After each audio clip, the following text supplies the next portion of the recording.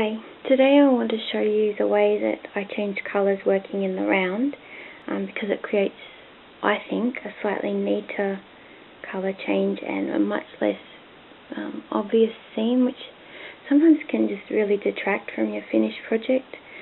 So first of all, I'm going to start with a magic loop. You can do this with any starting method you like, but I like the magic loop. It's nice and tight, nice and neat. So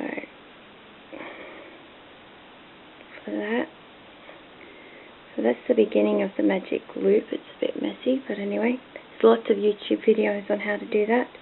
Adjustable loops, magic rings, adjustable ring, whatever you want to call it. And then chain 2, and then work 8 double crochet into the ring.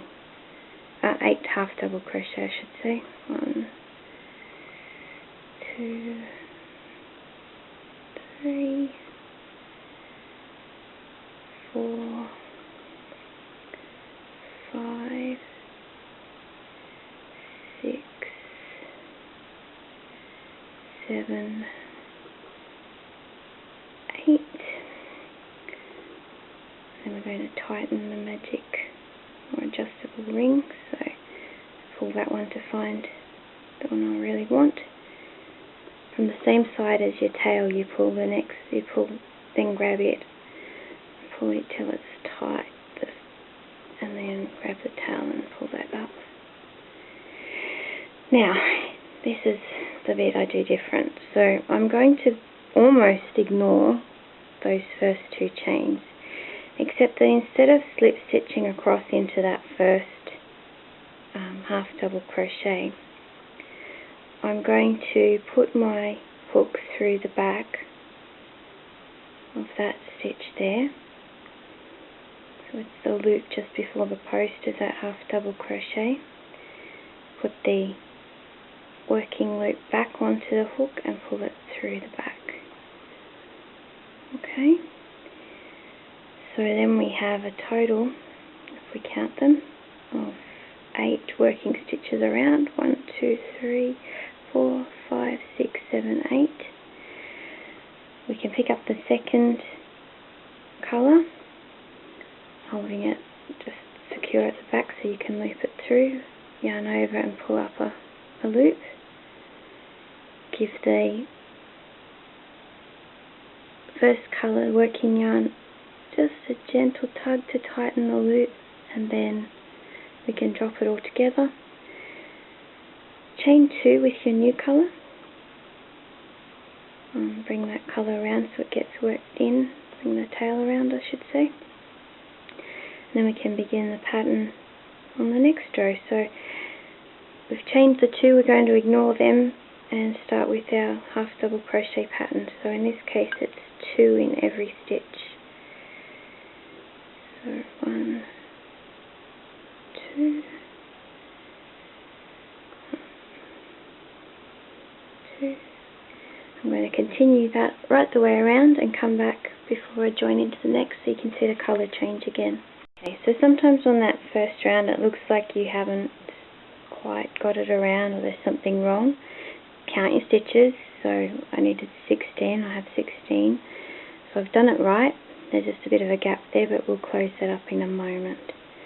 So take your yarn again off your hook. Place your hook from back to front in the top of that stitch there, which is the first half double crochet. Put the working loop back on the hook, pull it through to the back, drop that down, pick up the other colour or put in a new colour, whichever way you're doing it, yarn over and pull up a loop and just very gently make that the previous colour's loop a little tighter. Chain 2, and we can begin working half double crochets into the previous row. That's the word. Okay, so we've got that chain 2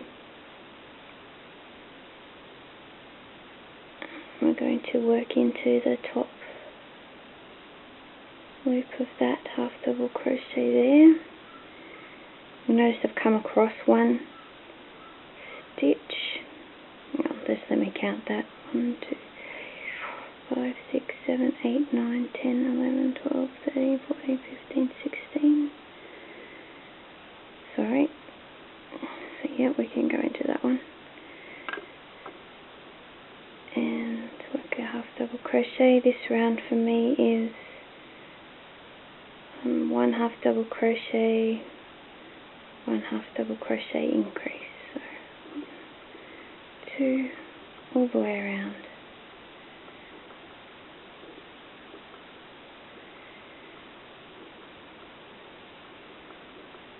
So I'll continue that and I'll come back in a moment and show you that colour change one more time.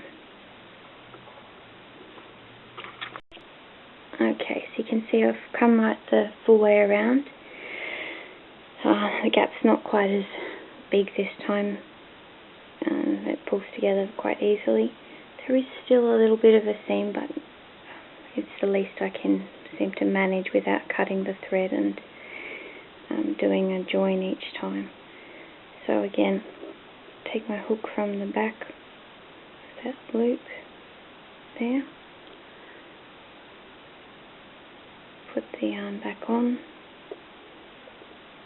pull it through to the back. Now, when I pick up the second colour, I pick them up in the same order every time. So the green yarn I'll always pick up from the left side of the white yarn. The white yarn I pick up from the right side of the white yarn, of the green yarn. You can see what I mean. Doing that means that they don't get twisted around and around and around each other, and you don't end up getting tangled and having to untangle it part way around. It also makes it slightly neater on the back. The downfall of this method is that you do get a ridge along the back, so it's only really good for things that are one-sided. It's not neat enough for a two-sided item or a reversible item. Okay, so loop that through, pick up the new colour, yarn over, pull up a loop, just gently tighten the old loop, not too much, or it does make a messy join. Chain 2, and then you can continue your pattern. So in this case we're doing 1 double crochet and 2 single crochets, and then sorry, let's say that again. 1 half double crochet increase, 1 half double crochet, 1 half double crochet, 1 half double crochet increase. So 1 in the next, 1 in the next, 2 in the next. I do this so effortlessly when I don't talk. As soon as I begin talking about it and trying to explain it, it just runs away from my mind.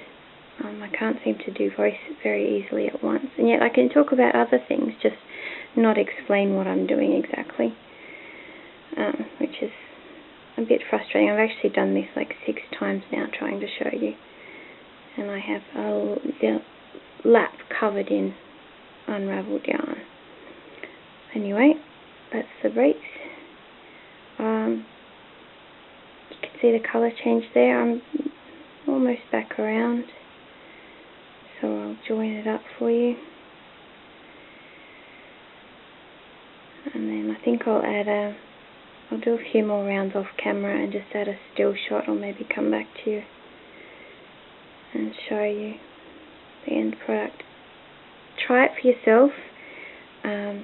I like it. I think it's a better join, but you may just decide it's not enough of a difference to be worth the trouble and that's fine too, but let me know.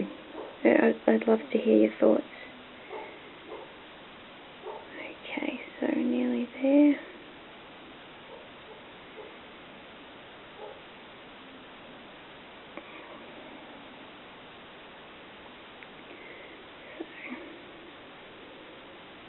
Of course, on your final round, you just do your normal finish.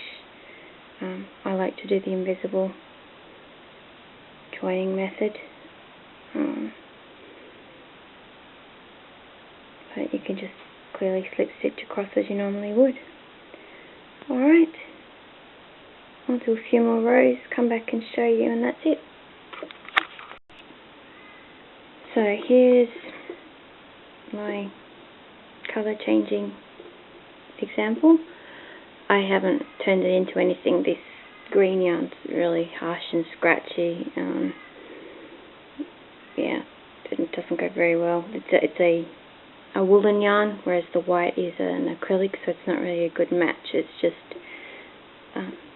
some scrap I have for demonstration, for trialing things.